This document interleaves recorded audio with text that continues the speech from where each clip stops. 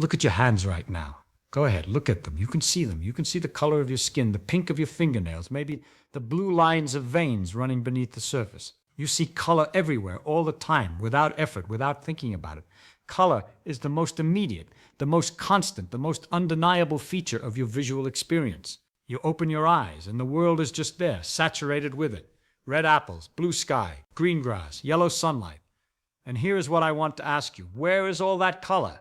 Not in a vague, poetic sense, physically. Where's the red in a red apple? Is it in the apple? Is it in the light? Is it somewhere between the light and your eye? Where does color actually live?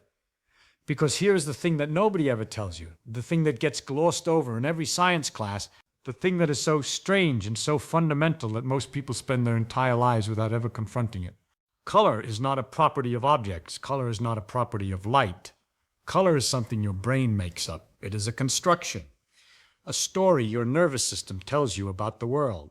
And the world itself, the physical world, the world of atoms and fields and electromagnetic radiation, that world has no color in it whatsoever. None. Not a single shade, not a single hue. The universe, in the most literal physical sense, is completely colorless. Let me show you exactly what I mean. Start with light. You know that light is a wave. Specifically, light is an electromagnetic wave, an oscillating electric and magnetic field propagating through space at 300 million meters per second. And like all waves, light has a frequency. It oscillates at a certain rate. Some light oscillates slowly. Some light oscillates very fast. The frequency determines the energy of the light, and it determines how that light interacts with matter. That is all there is to it physically. Light is electromagnetic radiation with a frequency. That is the complete physical description. There is no color in that description. There is no redness or blueness or greenness in an oscillating electromagnetic field. There is only a number, a frequency, a rate of oscillation. What we call visible light is just the narrow band of electromagnetic frequencies that the human eye happens to be sensitive to, between roughly 400 and 700 terahertz. Below that range is infrared radiation, radio waves, microwaves. Above it is ultraviolet radiation, X-rays, gamma rays. All of these are exactly the same kind of thing as visible light. They are all electromagnetic waves. They differ only in frequency. There is nothing special about the frequencies we call visible light, except that the particular photoreceptors in the human eye happen to respond to them. A radio wave and a beam of red light are the same physical phenomenon. One oscillates slower and one oscillates faster. That is the only difference. Now here is where you need to stop and really sit with what I just said. There is no color in the light. A beam of what you call red light is just electromagnetic radiation oscillating at roughly 430 terahertz. That number, 430 terahertz, contains no redness. It has no quality of redness. It has no appearance. It is not experienced by the universe. It just propagates. It oscillates. It carries energy from one place to another. The redness, that vivid, saturated, unmistakable quality of red, does not exist in the light. It does not exist anywhere outside your skull. And the object, the apple, what is actually happening at the surface of a red apple? The apple is made of atoms. Those atoms have electrons in various energy states. When electromagnetic radiation hits the surface of the apple, some of it gets absorbed and some of it gets reflected. Which frequencies get absorbed and which get reflected depends on the electronic structure of the molecules in the apple's skin, specifically the pigment molecules called anthocyanins that give many red fruits their color.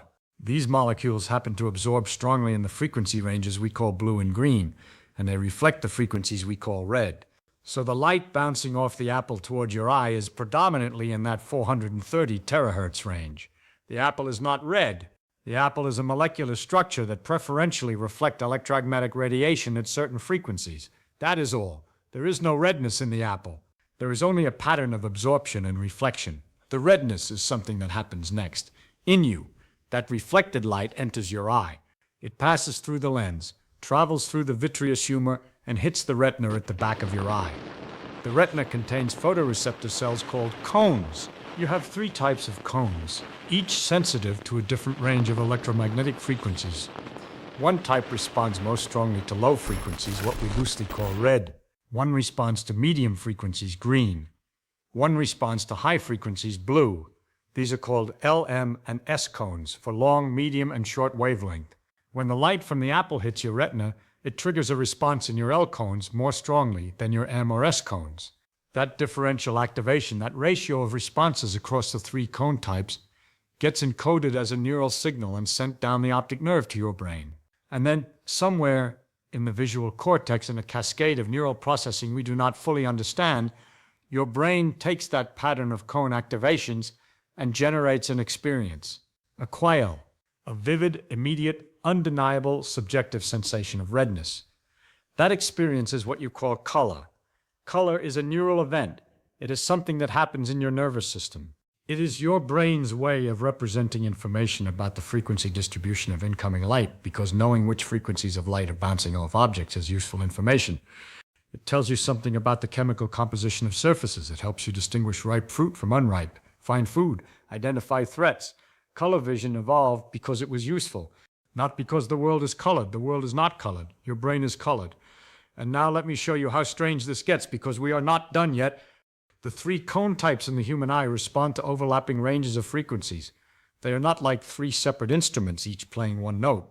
They are more like three overlapping filters, each sensitive to a broad range of frequencies with a peak sensitivity at different points. And your brain compares the relative activation of these three types and uses that comparison to generate a color experience. This means that many different physical frequency distributions can produce exactly the same color experience. Two beams of light with completely different physical compositions can look identical to you.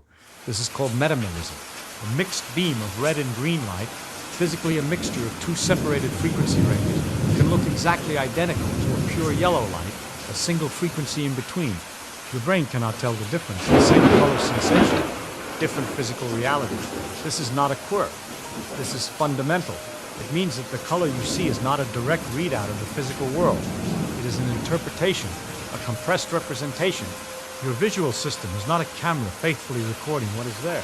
It is a data reduction system, making intelligent guesses about what is likely to be there based on extremely limited information, three numbers from three cone types, and filling in the rest based on prior experience, context, and evolved heuristics. Now follow this thought all the way to its conclusion. Different animals have different numbers of cone types and different sensitivity ranges. A dog has two types of cones instead of three. The color world a dog experiences is fundamentally different from yours. Not just dimmer or less saturated, different in kind. The information being extracted from the same physical scene is different. A mantis shrimp has 16 types of photoreceptors. 16. Does that mean a mantis shrimp sees 16 times more color than you? Not exactly. The mantis shrimp brain processes color differently, using those 16 channels not to create a richer subjective experience, but to quickly categorize colors through a kind of parallel comparison. We do not know what it is like to be a mantis shrimp. We cannot know, because the experience of color is not a measurement of something external. It is something generated internally by a particular nervous system with particular hardware. And here is the question you cannot escape once you see this clearly. If your three cone types were wired differently, if they responded to different frequency ranges, the apple would look a completely different color to you, and you would have no way of knowing, because you have never seen the apple any other way. The redness of the apple is not something you discovered about the apple. It is something your brain assigned to it, based on the specific and arbitrary configuration of your visual hardware. Let me push this one step further, because there is a color that does not exist in the physical world at all. Not in any frequency of light, not anywhere in the electromagnetic spectrum. Magenta. Look at a color wheel. You will find magenta sitting between red and violet, appearing to blend them. But in the actual electromagnetic spectrum, red and violet are at opposite ends of the visible range, low frequency and high frequency. Between them, as you go around the spectrum, is not magenta. Going from red toward lower frequencies, you get infrared. Going from violet toward higher frequencies, you get ultraviolet. There is no electromagnetic frequency that corresponds to magenta. Magenta does not exist in the physical world. It is a color your brain invented to handle the situation where both your L cones and your S cones are activated simultaneously without much M cone activation. The brain cannot represent this combination on its normal red to violet axis, so it creates a new experience, a color that has no corresponding wavelength, a color that is purely a neural construction with no external physical counterpart. Magenta is a hallucination, a useful, consistent, repeatable hallucination that all normally sighted humans share, but a hallucination nonetheless. And if magenta is a hallucination, what does that say about the rest of your color experience? Here's what I want you to understand. This is not a reason to distrust your senses or feel alienated from the world. It is the opposite. Your visual system is performing a feat of extraordinary complexity and elegance every second of your waking life. It is taking a three-dimensional scene illuminated by electromagnetic radiation spanning enormous ranges of frequency, extracting the relevant information with just 3 channels of photoreceptors, inferring the surface properties of objects despite constantly changing illumination, correcting for shadows and highlights and colored light sources, and presenting you with a stable, coherent, richly colored representation of the world that is useful and navigable and beautiful. That is not a failure. That is a miracle of biological engineering. It is the result of hundreds of millions of years of evolution tuning a perceptual system to extract exactly the information that matters for survival in a complex physical environment. The color you see is not a lie. It is the most useful possible representation of a physical reality that in itself has no color. Your brain is not deceiving you. Your brain is doing something far more impressive than simply recording what is there. It is interpreting what is there, transforming raw electromagnetic data into an experience that is immediately meaningful. Feynman talked about looking at a flower and knowing what it is made of, knowing the physics of how its colors arise, and finding it more beautiful, not less, because the beauty is still there. The red of the apple is still vivid and immediate and real as an experience. It is just that where you thought the beauty lived, in the apple, in the world, it actually lives in you. In the astonishing, complex, improbable thing that your nervous system is doing right now, every moment, without effort, without awareness, building the colored world out of colorless electromagnetic radiation.